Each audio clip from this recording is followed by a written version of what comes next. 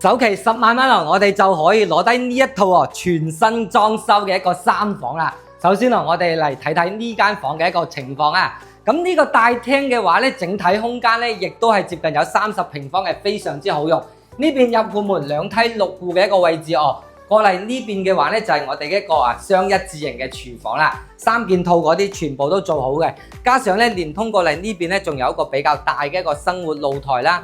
望翻出去嘅話咧，山景河景亦都係睇到嘅，非常之靚。係啦，呢套房嘅話咧，業主咧係全新裝修，一日都未入住過嘅。而且咧最大嘅一個特色咧，就係我哋整體嘅配搭咧係非常之舒服啦、溫馨嘅。加上咧全個大廳嘅話咧，做埋一個靠窗位置。呢邊咧亦都做咗一個咖啡台以及一個休閒空間啦。望翻出去嘅景觀咧，亦都係比較開揚嘅。包括啦，依家我哋望到咧，我哋依家熱龍山呢邊咧，亦都係比較熱鬧比較大嘅超市以及食肆亦都係開咗響呢邊噶啦。房間方面咧，呢邊咧就係有3個房間啦，加一個衛生間嘅。首先我哋過嚟睇翻啦，第一個衛生間嘅位置咧，睇下啱唔啱 feel 先。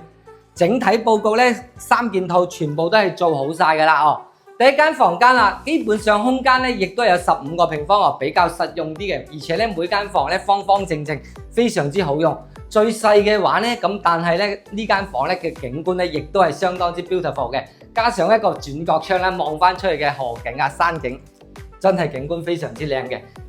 主人房方面啦，咁呢邊咧有18個平方嘅一個主人房啦，背景以及一個大衣櫃全部都係安排埋俾你噶啦。咁呢套房嘅話咧，總價咧80零萬，咁佢首期10萬蚊就可以攞低噶啦。假如你對呢套房感興趣嘅話咧，歡迎聯繫我過嚟現場實地睇樓嘅。